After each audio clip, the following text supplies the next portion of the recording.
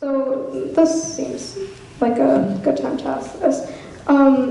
Sophie, there's a quote in the book that I find absolutely amazing, which is, people in America need a specific task or they won't do anything. I wondered if you would like to elaborate more on that. I mean, yeah, there's a lot of people that, after the shooting, we had this influx of support and love from all over the country, all over the world. There were things being sent to us from schools in the middle of nowhere to our school with support and love. And all of these people want to help, but they're not going to go out of their way to find a task to do or find a way to help unless we gave them one. And that was what the march was, and that's what the Road to Change was, and that's what now our chapters that we're building out across the country, that's what that is for, because we want to give young people, and we want to give people of all ages the opportunity to use their voices because they are just as powerful. They just needed a little push, I think. I think one of the big reasons why people don't really speak up or pay attention is because they don't really think their voices matter, or that they're just a kid and they won't have any influence or anything. But you've proven that our voices can be heard and can make a change as long as we're willing to fight for it. So I guess, could you give a little advice or wisdom, I guess, for young people who are still unsure that their voices matter, basically? So I'm going to talk about a boy that we met in Sioux City, Iowa. His name is Langston. He is 10 years old, and he can pretty much talk politics around any single member of Congress. He sat down with me for about 10 minutes, and he taught me new things. He taught me a lot of new things. He has in his life spoken and debated with 3 governors. He won. He won all the debates. And video. Langston was not able to join the tour with us over this summer because his mom just couldn't let him go out. He's 10 years old, he needs to be with his family.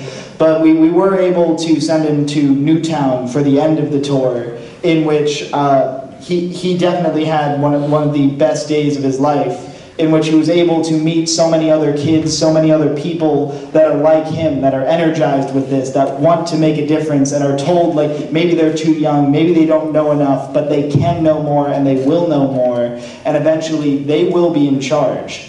Langston, I wish he was in charge.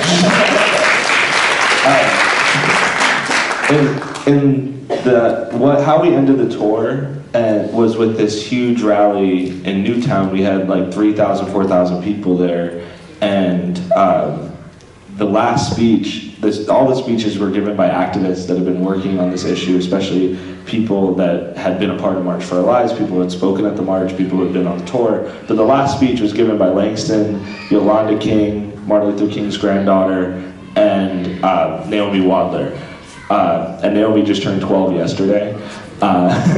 And they are the future, and people who are 18 right now are now. And if you're in between 12 and 18, you're at that, and you're on deck and you gotta get ready, because the truth is that 18 to 29 is the largest voting bloc in this country now. And young people who feel like my vote doesn't matter or they don't reflect me, that is a purposeful feeling that the people in power are enacting on you. Because they don't want you to feel part of this, because you threaten them. You threaten their ideas. We said we met with a third of Congress. Most of them suck.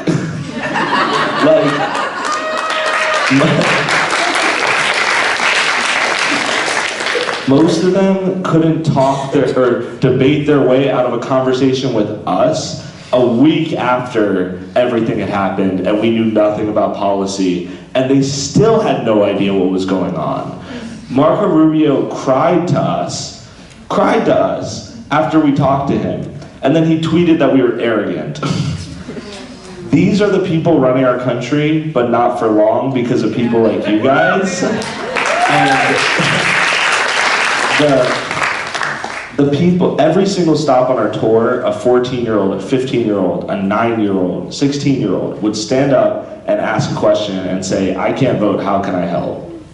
We got that every single day on the 63-day tour because they know that there's an answer. They know that there's a way that they can be active and make a difference even though they can't vote yet.